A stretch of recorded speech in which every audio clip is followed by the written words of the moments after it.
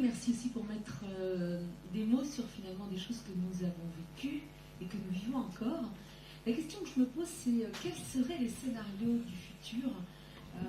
Comment sortir de cette accélération dans laquelle nous sommes tous? Alors je dirais déjà, il faut le vouloir.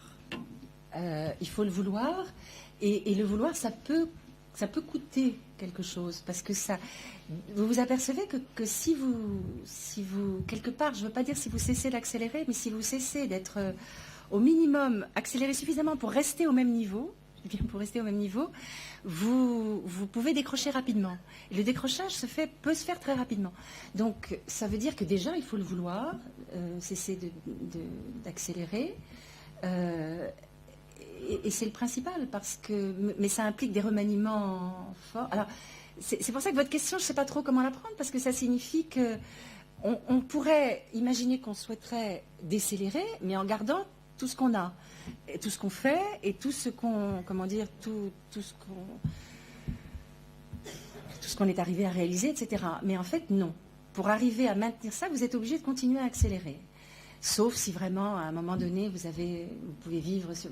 Mais quand même, il y a une espèce d'accélération continue qui est quand même relativement présente comme, je ne veux pas dire comme obligation, mais finalement comme...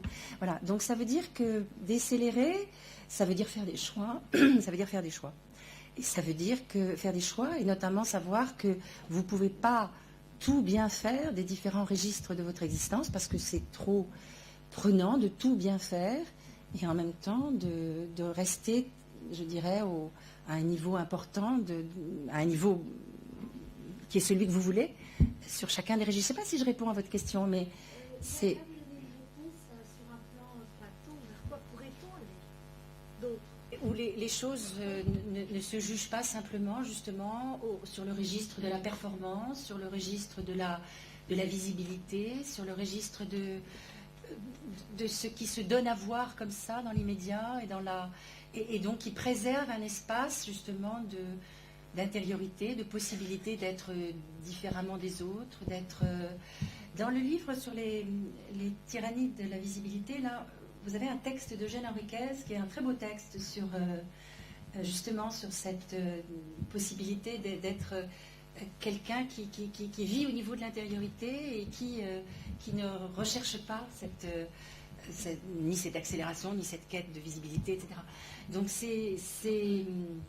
mais même ça, ça n'est pas simple. Alors, je ne sais pas si je réponds à votre question. Vous voulez dire, au niveau global et au niveau sociétal, ça impliquerait effectivement que les valeurs de la société ne sont pas ce qu'elles sont en plein, parce qu'on est effectivement en plein dans des valeurs qui sont tout ce que j'ai décrit comme accélération, comme valorisation de ce qui est économiquement rentable, rapidement réalisable, visible par le plus grand nombre, etc., etc. Donc ça voudrait dire qu'il faudrait que ce soit... C'est toujours difficile de généraliser, parce que même ce que j'ai dit, dans la réalité, il y a quand même des poches ou des endroits où ça se passe de façon un peu plus calme que ce que j'ai... Mais quand même, globalement, c'est une tendance forte qui va dans ce sens-là. Alors, il faudrait que la société, le jour où elle constate que...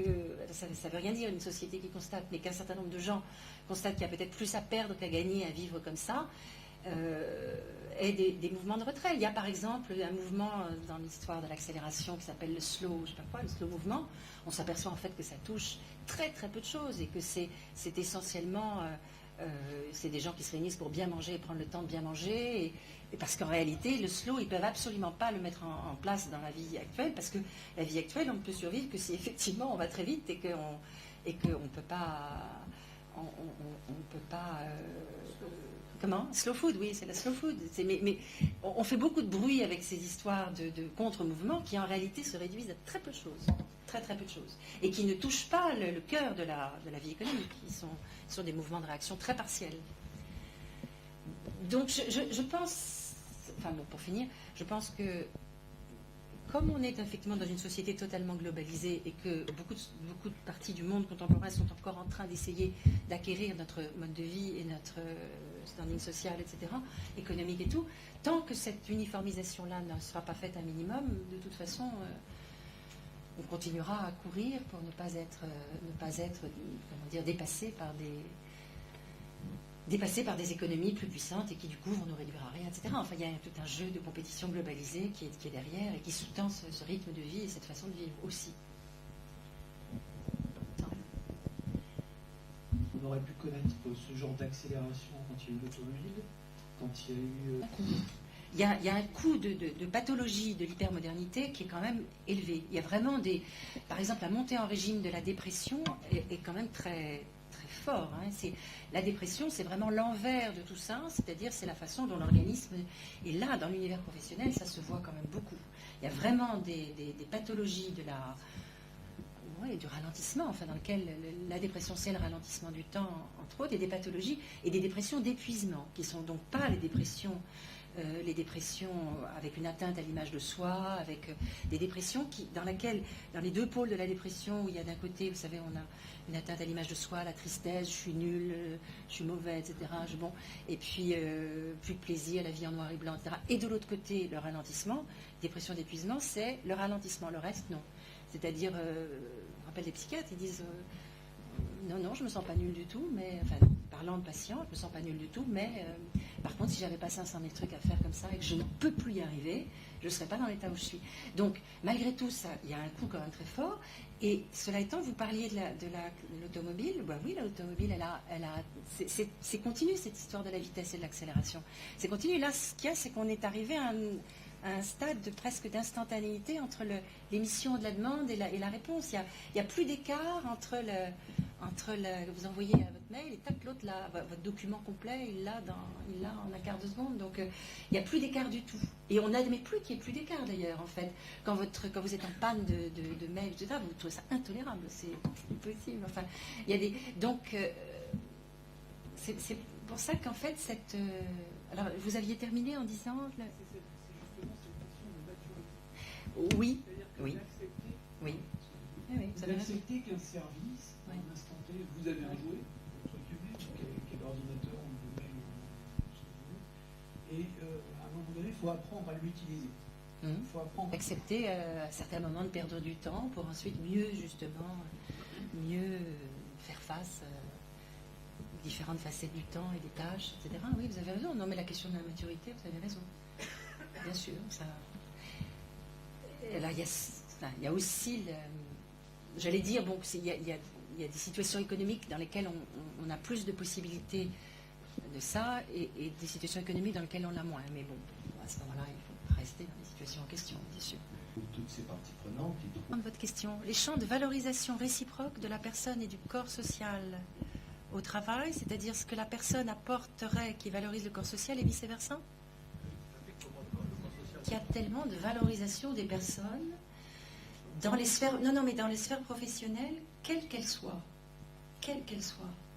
Parce que je ne suis pas sûre. Regardez des pans entiers de métiers qui étaient valorisés il y a encore, au fond, pas si longtemps, qui deviennent des métiers complètement maintenant... je pense aux métiers d'enseignant, par exemple. Je ne parle pas d'enseignants du supérieur qui sont encore un peu préservés, mais encore. Mais... je veux dire, il y a une dévalorisation de... Je trouve que la valorisation de soi, elle est de plus en plus difficile à obtenir, précisément à travers des reconnaissances de corps social ou de corps professionnel. La seule valorisation, elle est faite avec de l'argent, pour les gens qui aiment bien l'argent. Le reste, je veux dire, il y a beaucoup de dévalorisation vécue par des gens qui font des métiers de sens. Tous les métiers de sens. Regardez la chute libre du nombre de candidats au CAPES, je crois, il me semble, en tous les cas pour les enseignants du secondaire, considérable cette année. Mais un métier tellement dévalorisé, alors que c'était un métier de sens, un métier de... Je veux dire, c'est un peu désastreux de voir qu'effectivement, la seule valorisation, elle est faite pour ceux qui rentrent dans le jeu de logique économique productrice d'argent et de reconnaissance par l'argent, point barre. Et de la visibilité, mais de la visibilité qui elle-même est sous-tendue quand même aussi. Alors, oui. Dans les apports de la sociologie. Bien sûr, mais ça passe par une...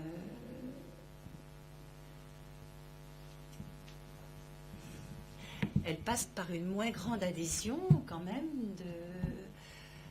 aux valeurs dominantes qui régissent notre société. Or, actuellement, on est dans une société dans laquelle le type qui est à sa tête est la caricature même de toutes ces valeurs-là. Donc, je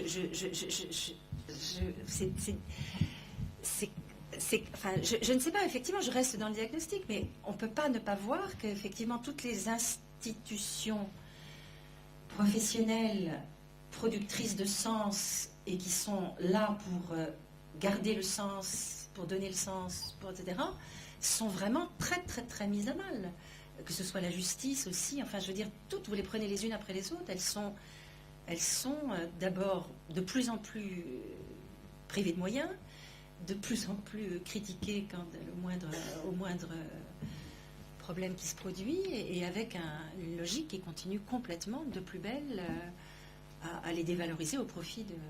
Alors, oui, bien sûr, il faudrait que, mais je veux dire, actuellement, c'est pas ce qui se produit. Donc, les réactions qui se font entendre là-dessus sont bienvenues, mais on n'est pas sorti de l'auberge. Je pense que je n'ai pas bien répondu à ce que vous souhaitiez. Mais je suis un peu accablée moi-même par le constat. C'est un petit peu... C'est quand même là aussi que même la famille elle-même est obligée de s'adapter et d'inculquer une part des valeurs contemporaines pour arriver à... Je suis complètement de votre avis.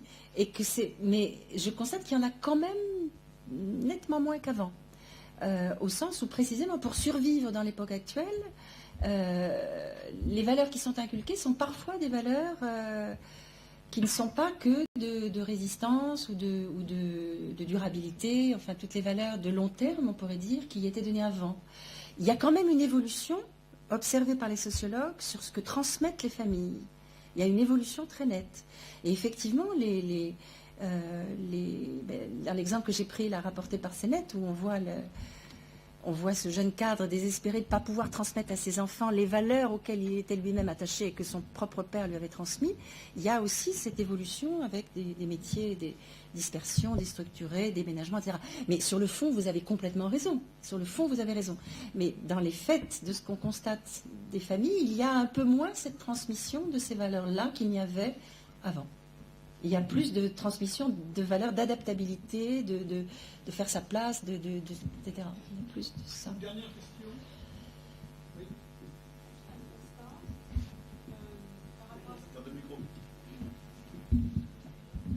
Je ne sais pas si c'est une bonne ou une mauvaise nouvelle, mais par rapport à ce que vous décrivez, je trouve que moi j'accompagne beaucoup de jeunes, entre 20 et 30 ans. Oui, absolument, ça c'est vrai. Pour ceux qui ont le temps, mais il y en a quand même. C'est vrai. Peut-être tu nous dises dans ce tableau que tu as dressé, quel peut être aujourd'hui, justement d'après toi, le rôle d'un accompagnant de type coaching, par exemple. Comment tu situerais son rôle aujourd'hui? Coaching d'entreprise. Oui, oui. Alors, c'est très...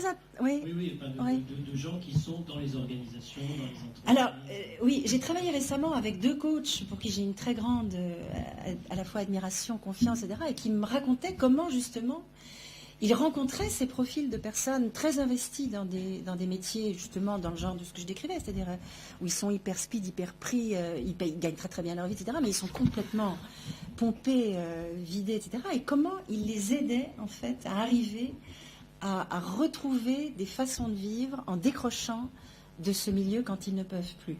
Et c'était vraiment très intéressant. Il y avait des personnes qui qu'ils vont d'abord aider à vivre cette phase de je ne peux plus, je ne veux plus, et donc je sors de là. Et puis également de mettre le doigt sur ce que l'entreprise oblige parfois à faire et qui vous met dans des situations impossibles. Et je ne veux pas accepter ça. Mais ça passe souvent par à ce moment-là des stratégies de retrait et des stratégies où on va être en jachère pendant quelques temps. Alors je ne sais pas, c'est juste pour donner un exemple. Une personne comme ça qui était une cadre extrêmement mobilisée et tout, donc un blackout complet pendant pas mal de temps et qui a reconstitué une petite entreprise de services à domicile dans son quartier où elle a créé une petite entreprise, mais sans y mettre mais dans laquelle une entreprise de petits services, promener les chiens, machin, des tas de trucs, les enfants à l'école et tout, où elle est dans ce service à la personne, elle arrive à en vivre, mais elle est sur un rythme qui est autre. Donc c'est intermédiaire entre l'associatif et l'entrepreneurial, mais il y a des stratégies de reconversion, et ce qui m'intéresse, c'est que effectivement certains coachs sont vraiment très à l'écoute de ça, et y compris j'allais dire, en désobéissant à la mission donnée par l'entreprise, c'est-à-dire en fait parfois en jouant le jeu de ce que le salarié souhaite et non pas ce que l'entreprise aurait voulu de lui. Bon, mais là vous êtes. On va remercier Nicole.